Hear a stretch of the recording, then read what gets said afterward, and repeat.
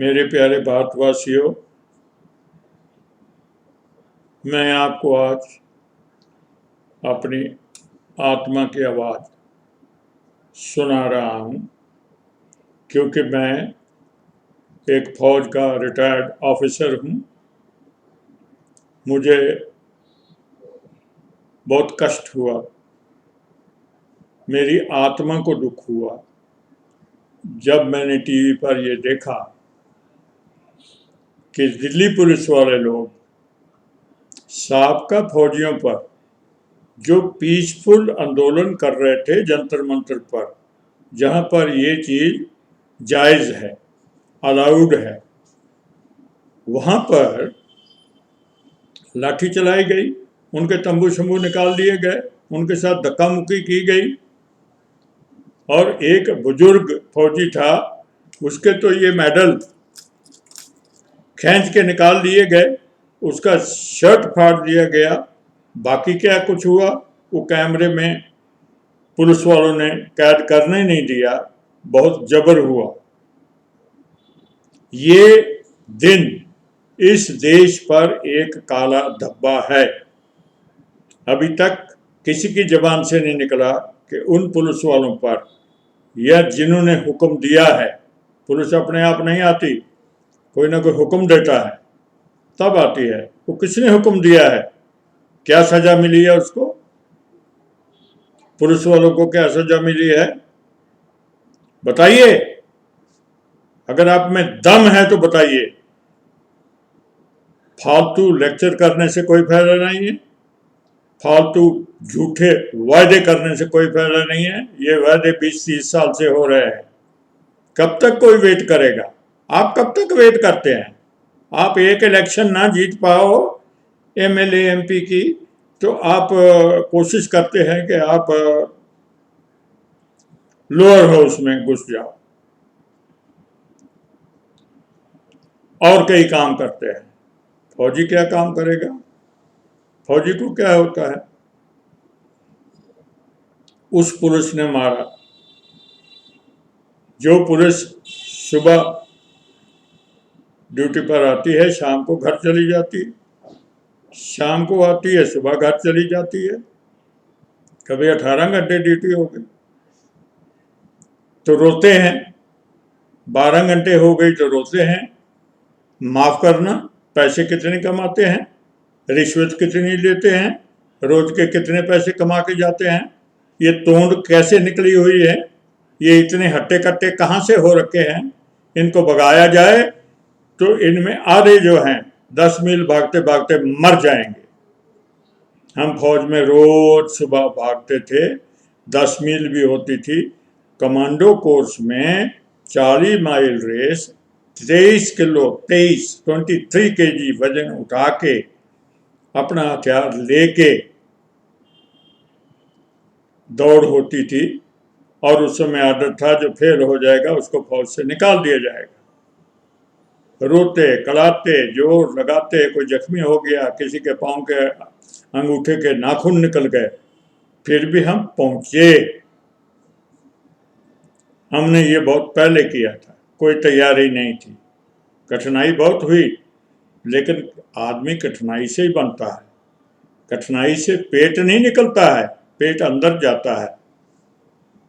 सूअर की तरह शरीर बनाए हुए तभी बनते हैं जब हराम का खाया जाए, जब हलाल का खाया जाए, ध्यान से खाया जाए, पूरी वर्जिश ट्रेनिंग ठीक हो, तो शरीर मोटे नहीं होते। खासकर सिपाही, हौलदार, सूबेदार लेवल तक, इंस्पेक्टर लेवल तक। ऊपर वाले ठीक है, कुर्सियों का काम होता है, बैठे बैठे सेडेंटरी ड्यूटी में शरीर बढ़ जाता है, क्योंकि खाने पीने को काफ़ी मिलता है, मुफ्त का भी मिलता है। हमने देखा नहीं है, हम सिविल में नहीं आते, हम रिटायर होके घूमे नहीं हैं, हमने देखा नहीं है पुलिस क्या करती है। उस पुलिस से, उस फौज की बेइज्जती जिस फौज ने अपना जीवन जो है वो गंवाया है देश की सेवा करते करते। कभी 1 साल बाद छुट्टी मिलती है, कभी 2 साल बाद छुट्टी मिलती है, कभी तंगधार से जब छुट्टी आते हैं तो ग्लेशियर से कई आदमी नीचे आके मर जाते हैं, कई पहाड़ों से गिरते हैं, कुछ गोली से मरते हैं। ये वो आदमी थे जिन्होंने लड़ाइयाँ लड़ी, जो जख्मी हुए, जिनका मनोबल अभी भी ऊंचा है। जब साबका फौजियों के साथ ऐसा होगा तो जो फौजी सर्विस में हैं, क्या उनका मोराल डाउन नहीं होगा? क्या उनका मनोबल नीचे नहीं आएगा? और जो गवर्नमेंट अपने फौजियों का मनोबल नीचे करती है, वो गवर्नमेंट कैसी है, इसका अंदाजा आप लगाइए। झूठे वादे, झूठे लेक्चर, ये कब तक चलेंगे? ये ज़्यादा देर नहीं चलते, ये थोड़ी देर चलते हैं। झूठे वादे करके अगर कोई चाहे कि हिंदुस्तान पर कब्जा करके फिर जो मर्जी करूंगा, डिक्टेटर बन जाऊंगा, भूल जाएं। आज अगर हिंदुस्तान जागृत नहीं है तो ये आहिस्ता आहिस्ता जागृत हो रहा है। ये बदमाशियां नहीं चलेंगी, ये चालाकियां नहीं चलेंगी, ये दुश्वारियां लोग नहीं भुगतेंगे। हम कोई पॉलिटिशियन नहीं है, हमको दुख हुआ, हमारी आत्मा को दुख हुआ। ये जो मेडल है ये हम जानते हैं कि कैसे मिलते हैं। इनको छीना, दुखी हो करके 10 जो आर्मी के पुराने चीफ ऑफ आर्मी स्टाफ हैं, उन्होंने भी प्राइम मिनिस्टर को चिट्ठी लिखी। प्राइम मिनिस्टर क्या अकेले हैं? प्रेसिडेंट ऑफ इंडिया भी हैं, डिफेंस मिनिस्टर भी हैं, प्राइम मिनिस्टर के नीचे और बहुत मिनिस्टर हैं। ये कौन रोक रहा है? ये बाबू रोक रहे हैं। बाबुओं को तकलीफ है। बाबू हमेशा जो है वो फौज के विरुद्ध चलते हैं। बाबू फौज के बरखिलाफ है। पिछले पे कमीशन में मुझे पता है, मेरा भी थोड़ा रोल था। बाकी सब डिपार्टमेंटों के लोग होते हैं। अरे फौज का पे कमीशन में एक सिपाही तक नहीं होता। जर्नैल की और बड़े अफसरों की तो बातें छोड़िए, क्यों? और आप फौज की पेंशन जो है 70% से 50% करते हैं और बाकियों की ऊपर करते हैं। ये क्या लहजा है? आप क्या चाहते हैं? आप क्या चाहते हैं? आप पंडित जी की तरह ये चाहते हैं कि हमारा शांति प्रिय मुल्क है, पुलिस देख लेगी। देख लिया पुलिस ने। 62 में जब अटैक हुआ तो पुलिस भेजनी थी ना। उन्होंने बोला था पुलिस देख लेगी। जब अंग्रेज चीफ ऑफ आर्मी स्टाफ ने पूछा था कि जी फौज का क्या करना, क्या फौज की क्या जरूरत है, हम तो शांति प्रिय देश हैं, हमको फौज की जरूरत नहीं है, पुलिस देख लेगी। तो पुलिस ने देखा क्यों नहीं? अरे पुलिस को भेजो ना, भेजो पुलिस को और देखो तमाशा। तुम पुलिस के सिर पर राज कर रहे हो। पुलिस से जो शरीफ लोग हैं, सीधे साधे लोग हैं, जिनका कोई कसूर नहीं है, आप उनको लाठियां मरवाते हो। आप जिनका कोई कसूर नहीं है, आपकी पार्टियां हैं, पार्टियां कोई भगवान ने नहीं भेजी हैं, आपने बनाई हैं, उनके अपने एम हैं। पार्टियों ने गंद डाल रखा है, सारी की सारी पार्टियां। मैं किसी पार्टी के साथ नहीं हूं। मुझे लगा कि कम्युनिस्ट पार्टी थोड़ी सी ठीक है, उनके ऊपर कोई करप्शन केस नहीं है, वो ऐसे काम कम करते हैं। करते होंगे, कुछ खराब काम होंगे, ये पॉलिटिशियंस को पता होगा, हमें पता नहीं। बाकी पार्टियों जो है उन्होंने हिंदुस्तान में गंद डाला हुआ है। जो भी हो, पैसे खाने के सिवा पूंजीपतियों के साथ मिलके हो गया जी, आज फलाने को 1.5 लाख करोड़ रुपया दे दिया, 2 लाख करोड़ रुपया दे दिया, 4 लाख करोड़ रुपया, वो कहाँ जाएगा? वो ठेकेदारों के पास जाएगा, अंबानी अडानी के पास जाएगा और वापस उसका शेयर कहाँ आएगा? वापस इनके पास आएगा। इसलिए ये काम करते हैं और लोगों को बेवकूफ बना रहे हैं। भोली भाली जनता को गुमराह कर रहे हैं और फौजियों को भी गुमराह कर रहे हैं। क्या ये देश ये नहीं कर सकता कि जो भी ठीक शरीर के फिट हैं लोग, उनको 3 साल के लिए 1 साल ट्रेनिंग दें और 3 साल फौज में भेजें, ताकि भारत की जनता को पता लगे कि फौज की जिंदगी कैसी है। जनता नहीं जानती। जनता फौज को फिल्मों में देखती है और 15 अगस्त 26 जनवरी को देखती है। फौज एक दिखावा बना रखा है हमारे देश ने। फौज दिखावा नहीं है।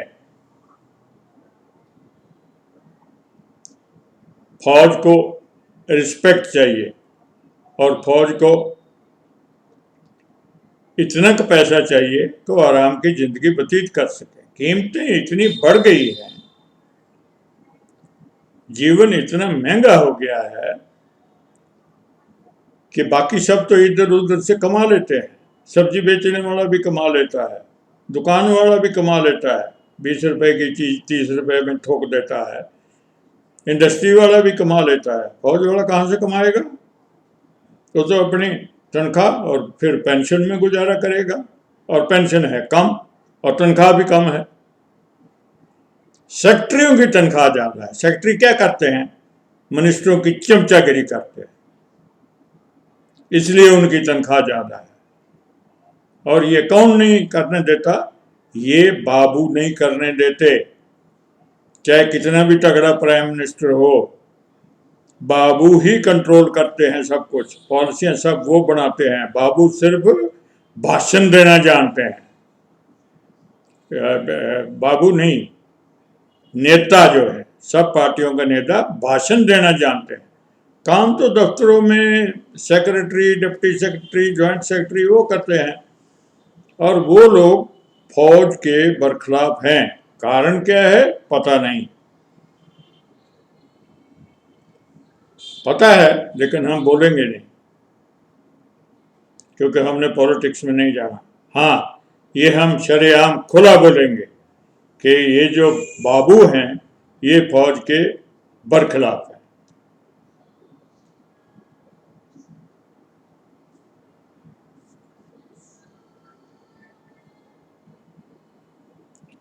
देश की ये रिस्पॉन्सिबिलिटी है, नंबर 1 अपनी फौज, नंबर 2 अपनी खेती बाड़ी।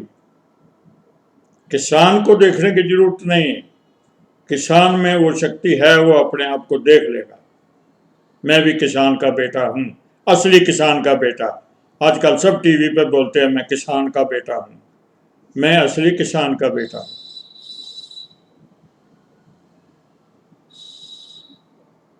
खेती को देखा जाएगा तो किसान अपने आप ऊपर उठेगा। जब खेती को ही नहीं देखा जाएगा, खेती पर कोई भाषण नहीं आता है, खेती पर कोई पॉलिसी नहीं आती है, किसान का नाम किस लिए लिया जाता है? क्योंकि खेती वोट नहीं देती है। किसान वोट देता है, इसलिए किसान का नाम लिया जाता है। खेती का काम, जब खेती अच्छी होगी, खेती का दाम ठीक होगा, खेती का रख रखाव ठीक होगा, फर्टिलाइजर ठीक मिलेगा, तो किसान अपने आप किसान ऊपर जाएगा। क्या किया आपने? किसान को आपने बहुत ऊपर कर दिया। किसान का ख्याल रखेंगे, क्या किसान के बच्चों को दाखिला मिलेगा?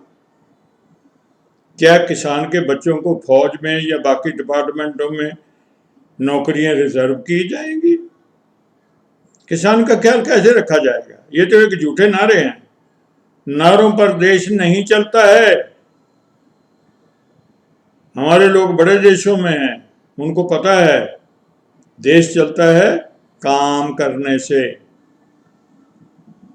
बोलने से नहीं। भाषण देने से देश नहीं चला करते हैं।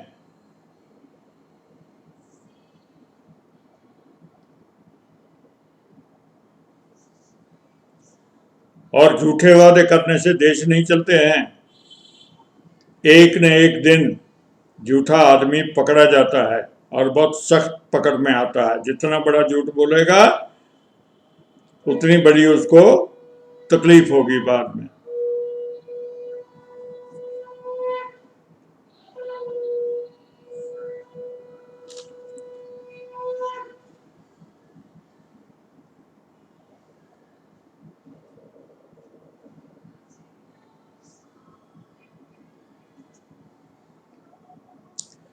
तो मेरी एक दफ़ा फिर दरख्वास्त है कि जब तक हमारे नेता जहाँ जहाँ फौज डिप्लॉयड है वहाँ वहाँ जाके एक साल में एक महीना नहीं बिताते। अरे कम से कम defence minister, defence secretary, deputy secretary तो जाओ। इधर डिफेंस मिनिस्ट्री में फाइलें इधर के उधर, ये तो क्लर्कों का काम है, सेक्रेटरियों का काम नहीं है। आप जाइए वहाँ, देखिए, आपको पता लगे कि प्रैक्टिकल लाइफ है क्या, ये क्यों हो रहा है। क्योंकि आप जानते नहीं, जनता जानती नहीं। जनता को मिलिट्री ट्रेनिंग हकीकत पिक्चर देख ली और दो एक और पिक्चरें देख ली, उससे पता लग गया फौज क्या करती है, फिल्म से पता लग गया। नहीं, हर आदमी जो एबल बॉडीड है उसको फौज में कम से कम 3 साल नौकरी करवाइए, ताकि जनता की आंखें खुले कि फौज क्या करती है, फौज की लाइफ कैसी है, फौज की कठिनाइयाँ क्या हैं। आप तो रोज शाम को घर चले जाते हो, बीवी को जाके मिलते हो, बच्चों को मिलते हो। फौज 1 साल बाद, 2 साल बाद कभी छुट्टी। मेरे साथ हुआ है, मेरे पिताजी मर गए थे, मैं बांग्लादेश में था, मुझे छुट्टी नहीं मिली। पहले तो टेलीग्राम, वो तो 17 दिसंबर को मरे, मुझे टेलीग्राम मिल रही है जनवरी की 20-22 तारीख को। इधर से मैंने टेलीग्राम डाली, 2-3 महीने के बाद मुझे छुट्टी मिली। जब मैं घर आया वो टेलीग्राम मुझे तब मिली मेरे घर में, पंजाब में।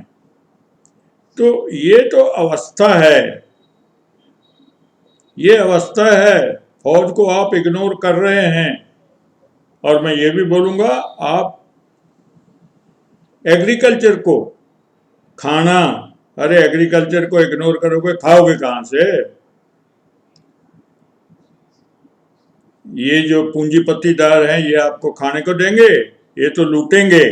इनको एक्सपोर्ट लाइसेंस चाहिए, इनको इंपोर्ट लाइसेंस चाहिए, ताकि ये पैसे दें गवर्नमेंट को, मंत्रियों को, सेक्रेटरियों को, और सबको। पता नहीं किस किस को देते हैं, मुझे तो पता नहीं, मैं तो फौजी आदमी हूँ।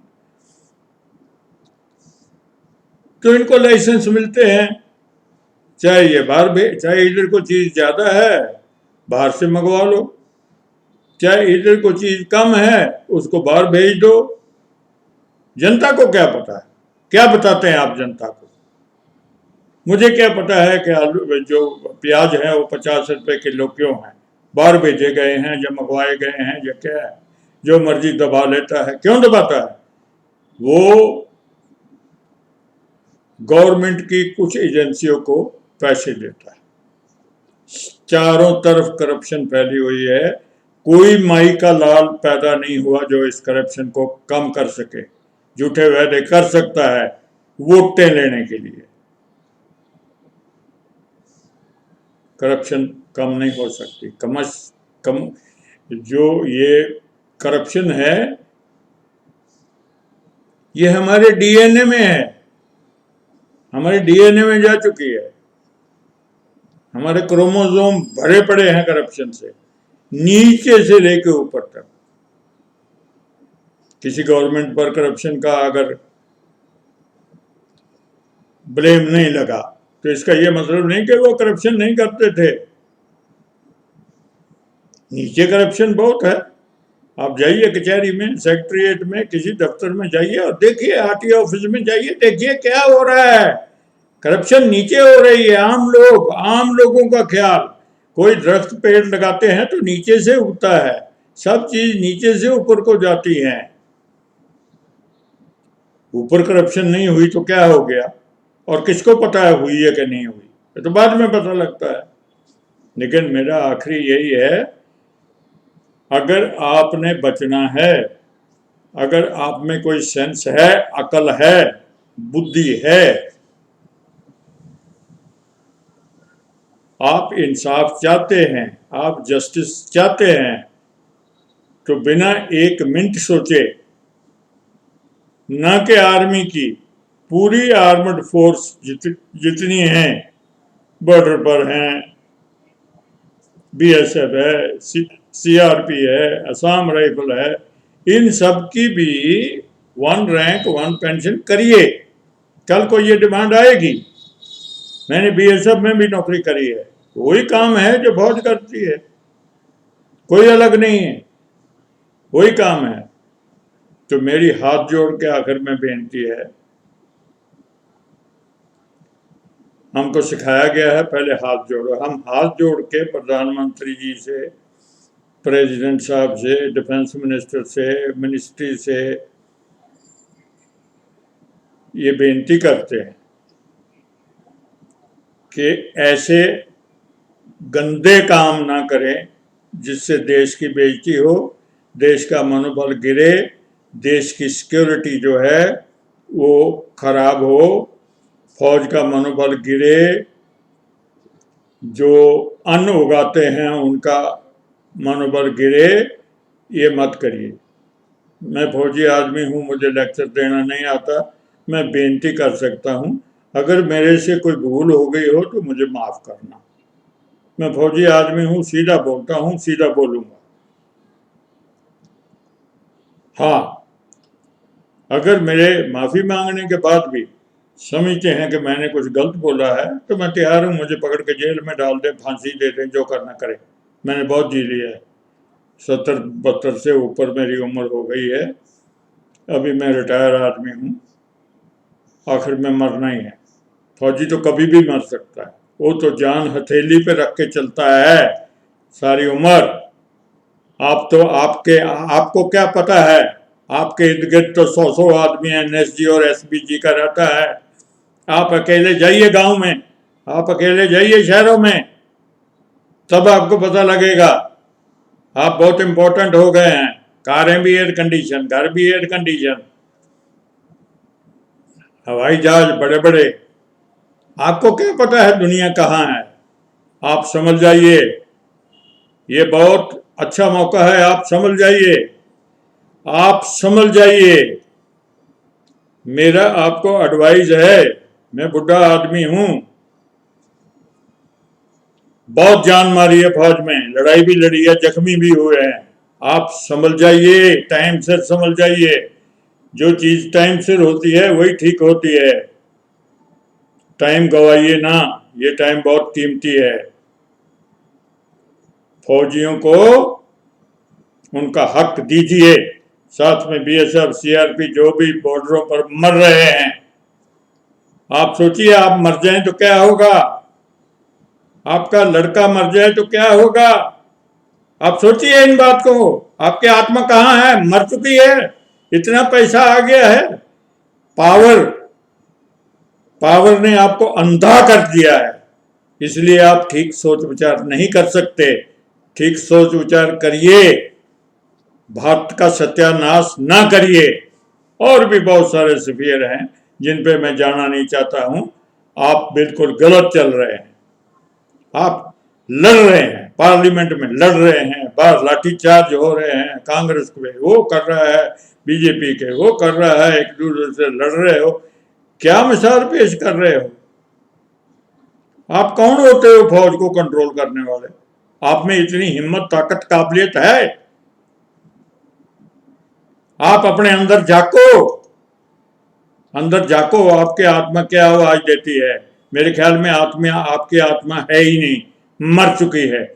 जब पावर आती है तो ज्यादा लोगों की आत्मा मर जाती है, आपकी आत्मा मर चुकी है। कुछ हैं जिनकी आत्मा अभी भी है, लेकिन उनकी सुनता कोई नहीं। सच्चाई हिंदुस्तान में बुराई बन गई है, सच्चाई को कोई सुन के राजी नहीं है। सब झूठ, तूफान, हेरा फेरी, ये सुनने में, बोलने में सब माहिर हो गए हैं, खास करके पॉलिटिकल पार्टी। फिर कहूँगा कुछ लोग अच्छे हैं लेकिन उनकी सुनता कोई नहीं है। उनकी सुनिए, सबको बुलाइए, सब में अकल है। भगवान बेवकूफ नहीं है जो सिर्फ आप लोगों को ही अकल दी है जिनको वोट मिल गए हैं। जिनको वोट नहीं मिले उनमें भी अकल है। जो इलेक्शन में खड़े नहीं होते उनमें ज्यादा अकल है। आप तो पावर चाहते हैं और पावर से आप अंधे हो गए हैं। कुछ को छोड़ करके कुछ बहुत अच्छे हैं, उनकी सुनता कोई नहीं। बस मैं इतने बोलूंगा, दोबारा किसी फौजी के मेडल को हाथ मत लगाना। मेरे को 3 दिन नींद नहीं आया। ये बड़ी मुश्किल से मिलते हैं, ये बहुत मुश्किल से मिलते हैं भाइयों, ये बड़ी मुश्किल से मिलते हैं। ये भी बड़ी मुश्किल से मिलता है, ये भी बड़ी मुश्किल से मिलता है। जागिए, आप सोए हुए हो, नींद से जागिए, अपनी नींद से जागिए आप, नहीं तो टाइम हाथ से निकल जाएगा। मैंने इतने कहना है। जय भारत की सेना, जय आर्म्ड फोर्सेस, जय भारत, भारत माता की जय। इस मिट्टी को प्रणाम। जो इसके विरुद्ध चलेगा उसका सत्यानाश हो जाएगा, उसका सत्यानाश हो जाएगा। जो भारत की आत्मा के विरुद्ध चलेगा उसका सत्यानाश हो जाएगा, कोई भी हो। जय हिंद, जय भारत माता।